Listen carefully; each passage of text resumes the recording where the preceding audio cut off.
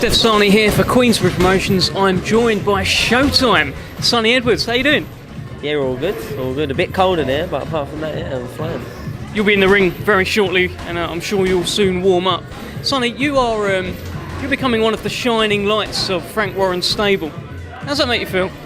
I mean, I'm in a great position. I feel like I've done it the hard way as well. You know, I box on the small hall circuit, box in different countries, after main events, etc. So now I feel like I've earned the place that I'm in. You know what I mean? This will be my, I think, 6th fight in a row live on TV title fight.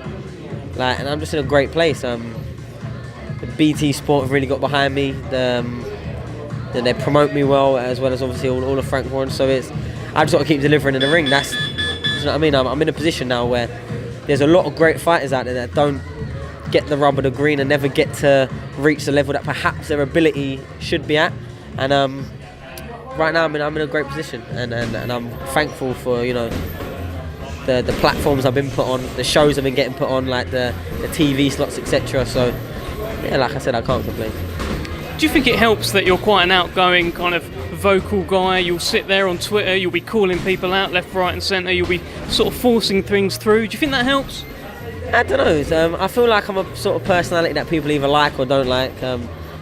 The reception I seem to get is the more people actually have been seeing me and seeing it, the more they like me compared to initially they think I'm a bit of a dick. Do you know what I mean? And I can see it. Do you know what I mean? I didn't mean to nod. Yeah, I can see it. But it's just me. Do you know what I mean? Like, I've never played up, or what you see in front of these cameras here is what I'm like every single day. And then I'm a bit cheeky. A lot of what I say is tongue-in-cheek. Sometimes people don't really get that, but yeah, like sometimes certain things need to be said.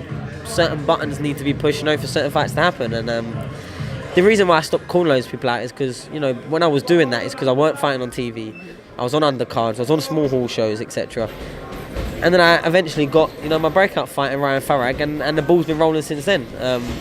I took my opportunity there, and this is what Marcel's going to be looking to do now. I'm his opportunity. People a lot are saying, oh, what's he taking the fight for? But you've got to understand, it's super flyweight. There's 3 fighters in Britain that fight on TV regularly. Me, my brother and Cal Yafai. So a current world champion, a former world champion, and me. Even if you look at the likes of Jay Harris, Andrew Selby, they're fighting on the MTK platform, which is on like IFL YouTube. So don't get me wrong, they're still high profile fighters, but for actual like TV coverage, there's only one way in, and that's fighting someone on there. Someone like Marcel, do you know what I mean? And he's taking his opportunity, and I have every respect for him for that, and honestly I really do, because I feel like he knows it's going to be a hard fight. Everything's stacked in my favour, my hometown, my TV. He's gone from boxing on the small hall shows to having to spend a whole fight week down. Do you know what I mean? It's a whole different culture shock, and I feel like he'll relish the challenge, and I feel like it'll really give him that little boost in training. But I personally think there's levels in boxing, and if I can't beat someone like Marcel Braithwaite, and there's no disrespect to him, if I can't beat someone like Marcel Braithwaite, then I would question the longevity of my career in the sport. You know what I mean? And I believe in myself that much. Don't get me wrong, every dog can have its day, etc. And you never know what's going to happen, but I'm very confident. I've been sparring great, preparing meticulously. I've got a really great new strength and conditioning coaching, and I feel like you'll see me in the best condition. And my weight's good already.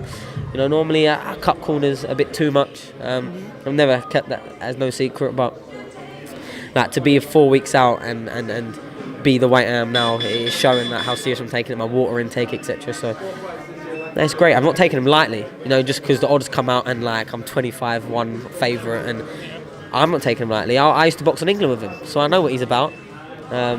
He's mixed it at a good level as an amateur. Obviously he had to slip up in Brett Fider, but Brett Fider's a very tough man. Someone that even after I box him and beat him, I use as sparring partners for certain fights, you know what I mean? So I know what Brett Fider is, and that's not no absolute disgrace, you know what I mean? But like I said, I just think I'm going to be levels above him, and I feel like it's going to be very apparent from early on in the fight. This levels above him thing, do you think that your current diet of tough Mexican fighters is what's going to be a difference here? Yeah, let's hope that diet doesn't get any clenbuterol flare-ups. But then again, I might get away with it, you know what I mean? So, but now, you know, the reason why, don't get me wrong, I'll fight these Mexicans and whatever. I'll fight anyone. And that's always been the case. Win, lose or draw, I'll fight anyone. But the credit that you get for beating a British fighter who is probably much easier, a less tough like event. These 10 rounds with the Mexicans, like, believe me, you're hurting after, your hands all swollen up the size of the balloon, your feet got blisters because of the way I move so much. One of my easiest fights in my pro career has been Ryan Farrick. You know what I mean? So I was so focused, so switched on, and that's been the most exposure and credit that I've got. So of course I'd rather fight a Marcel Braithwaite. People are interested in both sides. It's not just, oh, Sahni is versus a Mexican, because them 3 fights, them 3 Mexicans, pretty much, apart from me getting put down, pretty much the same thing has happened. That's just me boxing at range, been busy, and just outscoring them every round. Do you know what I mean? So this should be something new, someone with his own ambitions. You know, he can speak to the cameras, etc. So I'm looking forward to it. Finally, there's a British title on the line. Did you think that this day would ever come? We'd given up on hope. As people who follow my career, they know that I've been campaigning at Super Flyweight. I'm more of a natural flyweight. Don't get me wrong, it's a bit of a push to get down there, but it's not at the same time. Do you know what I mean? A good camp, I'm there easy. But the reason why I dropped down to flyweight for my last fight is because we'd given up on the Super Flyweight British title, which I was mandatory for, and it was like, okay, now we're going to push on for world. Have one fight there, get world ranked at the flyweight, and then all of a sudden you got Marcel putting his hand up like, I'll fight you. Alright then, sound, do you know what I mean? So straight back up to Super Flyweight. That 1.5 kilos is a godsend, you know, when you're down in them last few hours. Yeah, like I had given up on hope, and I thought at some point I'll fight for a British title in my career, but I just didn't think it before I touched world level. And now I think the trajectory of my career will have changed a little bit, because that British title is something I want to win outright. I don't just want to win it. I don't just be a British champion. I want that on my mantelpiece forever, like genuinely. So, albeit win this in December, I want to defend it in March. I want to defend it in like June, July. I want to defend it by the end. I want to be busy, and any fighter that wants it in Britain can have the opportunity, because I'm not going to be, because obviously you're going to have my voluntary, if any mandatory steps up, if not another, do you know what I mean? So the options are there, you know. You got people like Kezi Kademi, who said that he wants to fight me next year. I'm sure people like Joe Mafosa, maybe Harvey Horn, I don't know. If they want that British title fight, as long as obviously I get it, do you know what I mean? As long as I get it, they can have the opportunity, and like people are going to start realising that at these weights, there's only so many ways actually, there's so many spaces at the top, you know, because at your middleweights, your heavyweights, there's loads of room for loads of people to make loads of money, but at our weights that simply isn't the case. Like the money that, I don't even want to talk about money, but the money that Marcel was getting for this fight is more than I got for Ryan Farrick. And I headlined, and I was the home fighter, do you know what I mean? And more than I was getting for... So he's getting good pay, but he's getting that money not because he's Marcel Braithwaite, he's getting it because he's fighting Sonny Edwards, do you know what I mean? So someone else that brings their own sort of build-up behind him, that's perhaps not a 25-1 underdog or whatever it is. Do you know what I mean? There's money to be made there in lightweights, and I feel like it's a division that can hot up, but it requires the personalities and the fighters to just want to fight. Like when I went over to Dubai to have my meetings and that, to plan out what I was doing next, this obviously wasn't even this British title wasn't on the horizon because we'd given up. But I said to them in no uncertain terms, any of the MTK flyweight, super flyweights, match me with, I'll fight any of them for anything, do you know what I mean? Make it make sense and I'll fight any of them. You know, you've got Jay Harris, Andrew Selby, Mohammed Wasim, Paddy Barnes at the time. I'll fight any of them. Like, I don't want to pick and choose, and they're the fights that you win, lose, you're boxing good fighters, so you get the respect for it. Like I don't need to protect my record. I believe in myself enough that even if I don't win every fight, I'll put on a good fight. Do you know what I mean? No one's in the world can just come out and blast me out. I personally think. But yeah, I said I want all these fighters. I'm not going to build a reputation of shying away for fights. Like it's just not me. It really isn't me. Well, say you want to do that now. You want to say you win the British title. You want to defend it outright a few times. That means potentially giving shots to guys who don't have anywhere near the profile that you've got. So you've got this following behind you. It's building. You're getting to a good place. You're becoming a more of a known name. Giving shots to lesser known guys, it's going to be quite a risky business for you, right? Well, this fight here. Let's just take this fight here. Yeah, I can promise and assure everyone the money I'm getting paid for this fight was no different to if I fought any opponent that was offered to me, and I could have picked and choose an international easier touch over, no back and forth, do you know what I mean? And I've not got paid a penny more to do 2 more rounds because I wanted this fight that much, do you know what I mean? Like, it got to the point that I was willing to, you know, if the fight weren't getting made over a couple of things, I would have met somewhere in the middle, do you know what I mean? And gone against my contract because I wanted this British title that much. People don't understand how badly I wanted it. The last person to hold on to the super flyweight was my brother, and he vacated it. So obviously, if I win it, it'll be 2. You know, it'll stay in the family somewhat.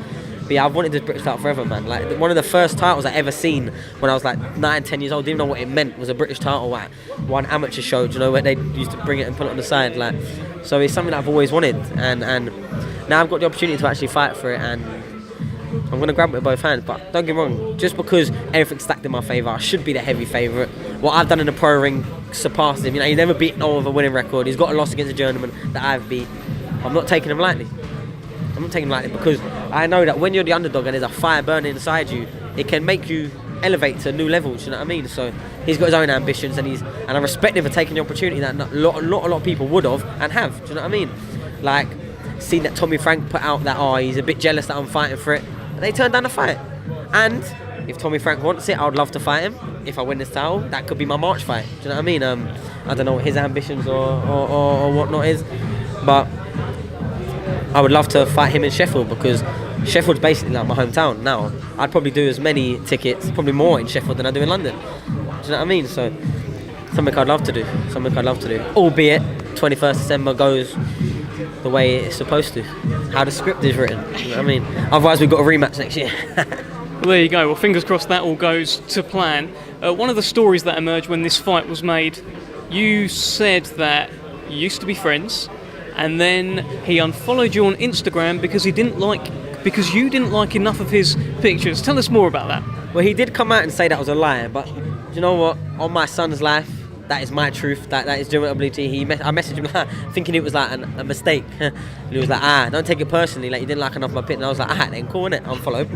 Yeah, it is what it is. I mean, if he's getting caught up, maybe that's the reason he used. But there must have been some more underlying. Maybe he was jealous of what I was doing. I don't know. Because we was always cool. Like months before that, I remember a kid that actually trained in their gym, who's my best friend in the world. One of them, a Scouse lad who won the novices with golden gloves.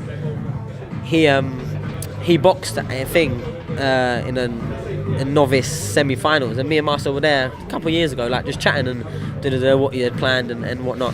So I don't know, it was a bit weird for me, but like I said, there's no animosity. Like, you've had a little bit of back and forth, and he put a post about my missing energy, but I think that's mainly because in these interviews that I've had since the fight's been made, no one's asked me about Marcel Braithwaite. They've asked me about the British title, what next, you know what I mean? Yet his interviews, everyone's like, Sonny Edwards, you up again, do you know what I mean? So that's the difference, but I don't need to try and get in his head, I don't need to try and get an advantage. If he wants to be disrespectful, I'm there for that, but I don't feel like I need to do anything more than what I'm doing. I'm just preparing, but don't get me wrong, anything he said will never get left unresponded to, let's just put it that way. But yeah, I don't need to be trash talking, because it's just not necessary, you know what I mean? But if you want smoke, you can get it, you know what I mean? Well, you are the smoke man. Do you think that you could put on such a performance that you earn his respect and maybe even get him to follow you again? He did follow me at one point because I kept saying follow back, but he weren't getting a follow back. But bear in mind, it's not just me that he's unfollowed in recent times. I'm not going to name him, I don't need to name him, but some of my very, very, very good friends in boxing who may have the same promoter as myself, he unfollowed them too because he's friends with me, I think, or saying, I don't know. But he tried following him back and he was like, I ain't following him back. Do you know what I mean? Yeah, it's all fun and games, but more than anything, I just wanted this fight to be made. It was frustrating because it's like, this fight seemed on the table and then it weren't getting made and then they rejected it. It's just frustrating, do you know what I mean? Like, and I wanted to box a super flyweight again, do you know what I mean? I feel like if it weren't fighting him, I'd be defending my international titles most likely, and that was down at flyweight, so I couldn't be asked to do that again. Well, tell me this, so you've obviously got world title aspirations. Is that at flyweight or super flyweight? Wherever they come, to be honest. Like, I'm ranked 4th in the WBO at flyweight. I'm ranked 11th, I think, with the IBF. And yeah, don't get me wrong, I can make flyweight comfortably. You know, I mean, I'm not a massive super flyweight. I'm not even a massive flyweight. I'm just there in the middle. But whatever the opportunity comes, and I'm there. Whether it comes at super flyweight, ideally, probably be better at flyweight, but I feel like for me it don't make no difference. When the opponent's in there, I do what I do, focus on me, and if I think I can beat the fight, I can beat the fight regardless of the weight. You know what I mean? Well, that being said, is there any world champion at the moment that you think I'll beat him tomorrow? There's a few, because I believe in myself that much. There's very few of them that I don't think I would beat. Do you you know what I mean? I wouldn't think I'd beat. But you know, people like Maruti Mutalani, the IBF, you know, he's old, he's coming to the end of his career. That for me. Did he beat Tete? He beat Tete and Casemiro, stopped them both in back-to-back fights. Didn't know that, did you? But yeah, but he's a great fighter and a friend of mine actually. I was in Ukraine with him and a lovely person. But I feel like that's a good route. I think Tanaka won't stay at flyweight for too much longer, but he's a great fighter. Okay, well, back to December 21st. It's Marcel Braithwaite. It's the British Super Flyweight title. You finally got your shot. Tell them what's going to happen.